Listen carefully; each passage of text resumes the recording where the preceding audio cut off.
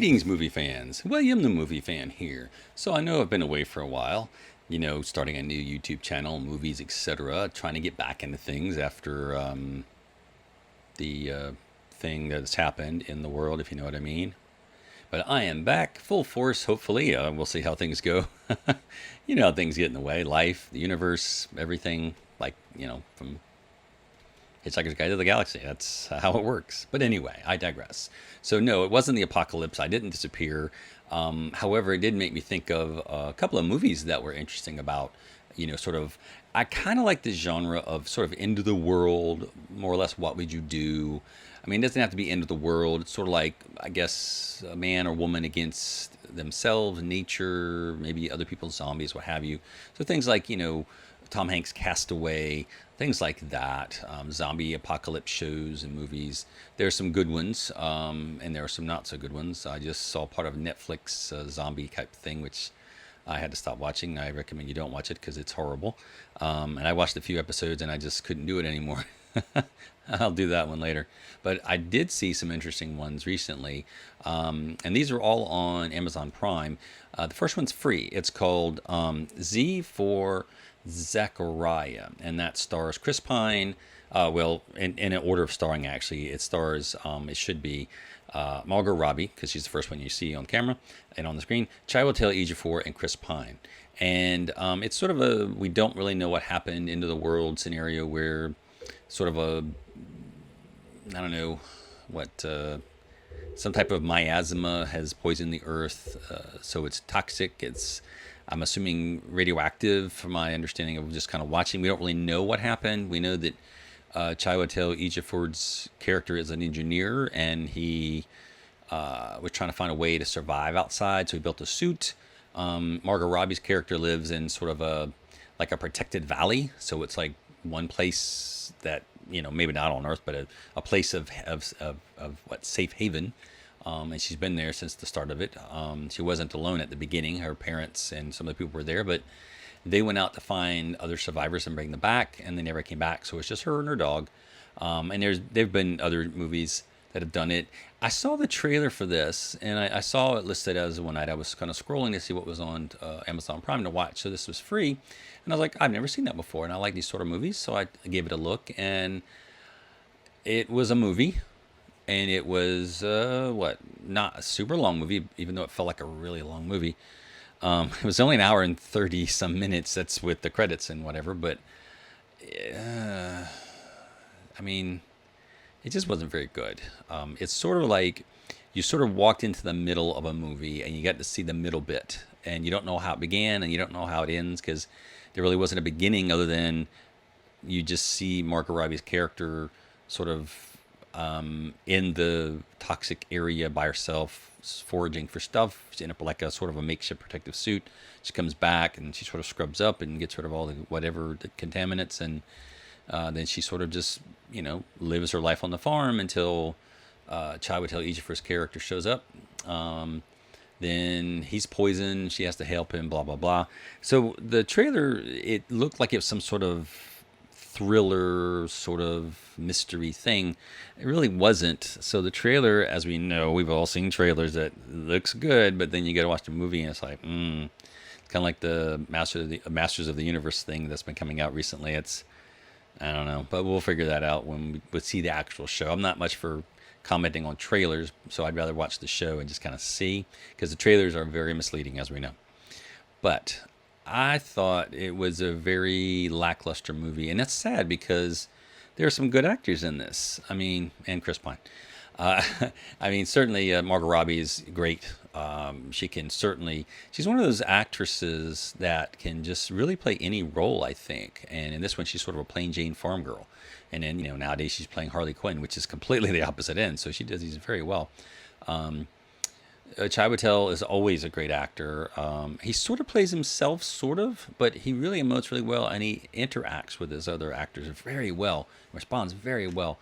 One of my favorite roles he did was the movie Red Belt. So if you've never seen that, it's a very excellent movie with him in it. Chris Pine is Chris Pine. He does Chris Pine things.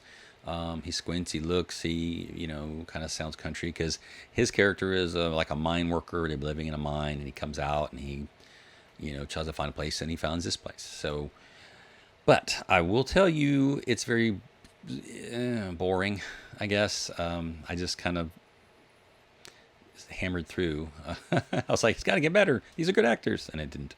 But there was really no ending. It was just sort of just continued. There was no like, they were able to figure out something to bring more people or way to do clear it off or grow things. I mean, they're on a farm, they're going to grow vegetables and stuff, but they didn't, I don't know, resolve anything really. Just kind of left hanging out there. So I didn't really like it. But there are two much better movies I think you should see if you like this sort of movie. And it's interesting because they're all in that sort of same sort of a character study where there's three people in the sort of the cast, and there might be little flashbacks, but for the most part these movies have three main characters that you see, three main actors that you see mostly on the screen.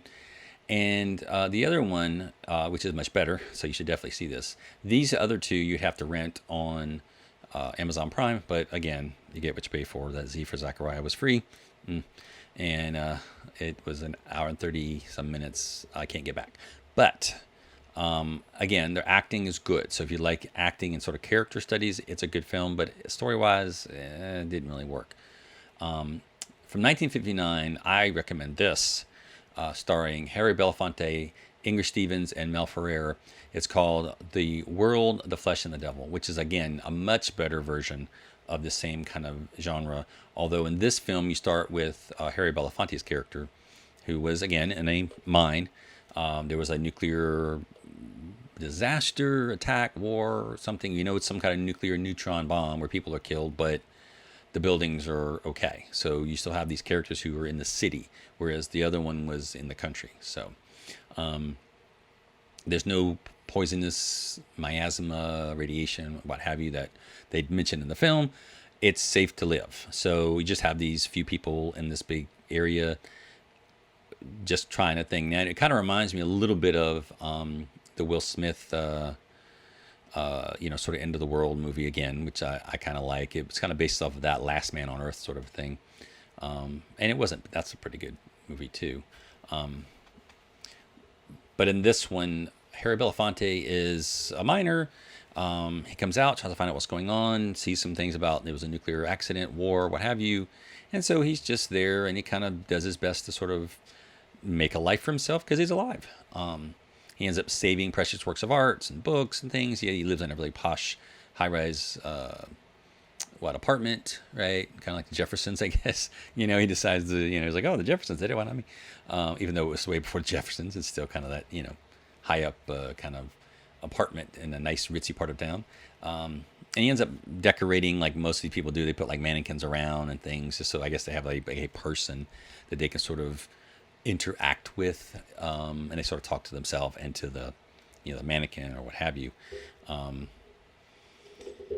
Later on, Inger Stevens' character shows up and she moves into the building, or actually first she moves close, not in that building but further away, because of this is where it's sort of dated. It's like, well, I can't live in the building with you because kind of the improprieties of customs, and that's just not done because I'm a white woman and you're a black man, and so I have to live over here, which is very strange since there are only two people left on the earth. There's still that weird, I don't know, societal, racial thing. Because again, this film was in '59. It's in black and white, which immediately makes it much better in terms of the visuals, because it looks great.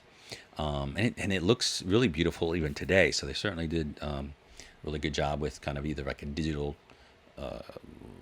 copy or fixing or what have you, making it digital basically.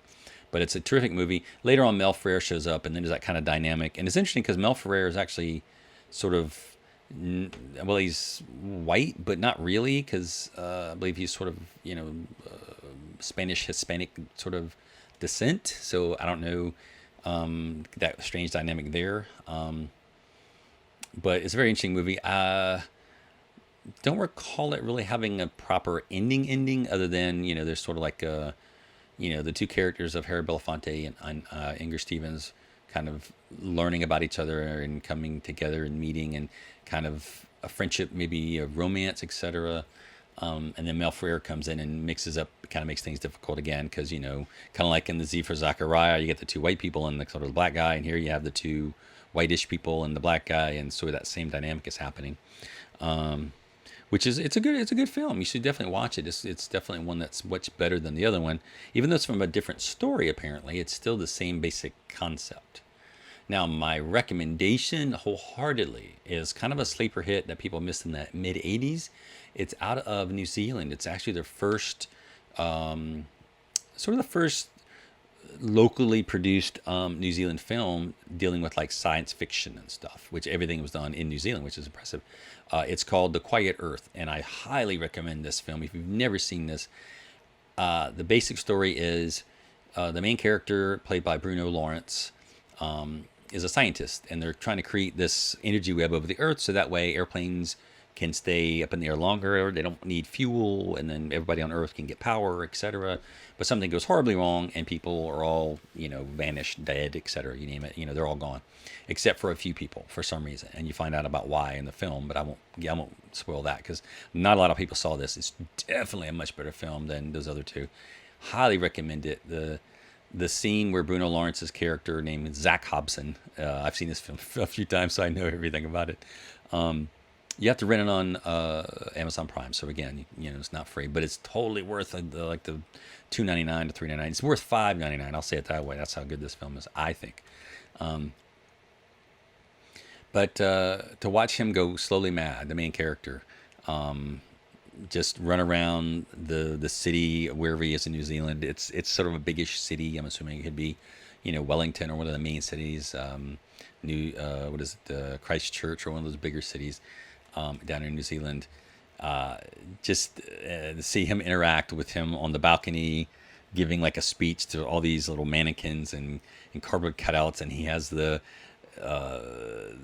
stereo with the cheers and stuff as he gives the speech, and he, as he's giving a speech, he hits the cheer button, and all the, the sound, the people cheer. It's brilliant. I love it. And then of course later on he meets a female character, Alison Rutledge, or Routledge, I think her last name is Alison Routledge.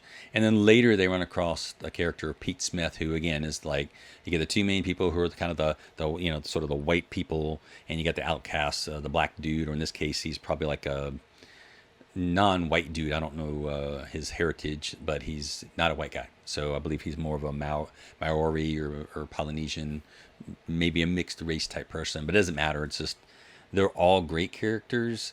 The dynamic is great. The wordplay is great, and it's a little more subtle than some of the other ones, which are very obvious. But this one actually has a beginning. It has a middle, and you kind of learn about the characters, which is great. And then it actually has an ending, and the ending's a little weird, but I love the ending. It's a little bizarre, and it's kind of open to interpretation. But a lot of people go like, "Oh, I know what happened." So I like this film because it actually has a problem they have to solve. Not just sort of like, well, we have to stay alive. Because, I mean, they can. There's plenty of food. There's plenty of water. There's nothing contaminated. There's no toxic, radiation or miasma or any kind of gas that's going to kill them if they go over here or go over there. The animals are all dead, but they still have food. They can still grow food. Plants are still alive. It's just like something about animals that died, I guess. But again, not all creatures died, and so you'll kind of figure out why that happened or what have you during the film. But I highly recommend The Quiet Earth from 1985. Check it out. It's totally worth it. Bruno Lawrence is sort of like a big name kind of down in Australia, New Zealand, kind of that area in terms of films and TV shows, just because, he's an interesting looking actor. He's not sort of handsome like say Chris Pine or Harry Belafonte or even Mel Ferrer. He's a bald older guy. It's just different. I mean, it's just really different. It's like they're taking chances where the other two films kind of played it safe, in my opinion.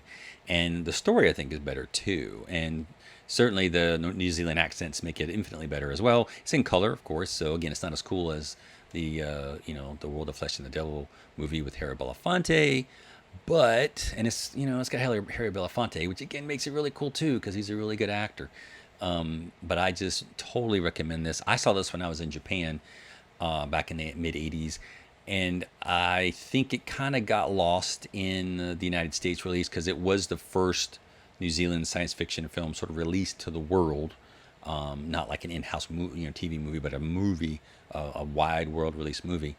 And maybe people didn't really know what to make of it, or maybe it just kind of got lost in the shuffle because there was a lot of good films out in 1985. So maybe it just got missed. But I highly recommend it. This film is rated R. The other two films, the Z for Zachariah is rated PG, PG-13 in that range there. Kind of boring. The World of Flesh and the Devil doesn't have a rating. Didn't really have a rating back then. There's sort of innuendos and sort of, suggestiveness, but there's no like nudity because it's a late 50s film. It's back then you wouldn't have done the black guy and the white girl or any kind of mixed race sort of a thing other than just a fade to black, and you kind of have to imagine. But again, they didn't do that for even just regular folks. You know what I mean? It's like John Wayne films faded to black, and you just knew. Back then, that's how they did it. Nowadays, you got to show stuff, because we don't have imaginations anymore or something. I don't know, but I digress. Anyway, I highly recommend The Quiet Earth from 1985. You should check it out because I know you probably haven't seen it, and I think you'll agree it's way better than those other two films. And feel free to watch those if you want. But, don't say I didn't warn you. But yeah, I would avoid the Z for Zachariah. It came out in 2015.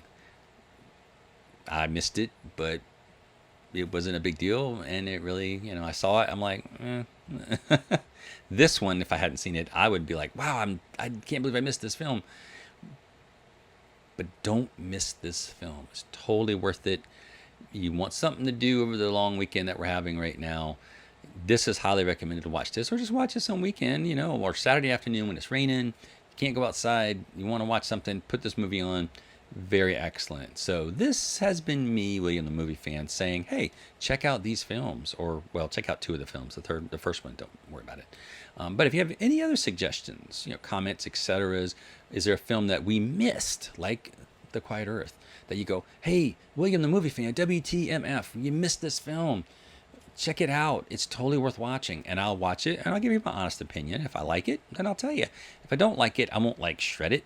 But I'll say, it's okay. It's not bad.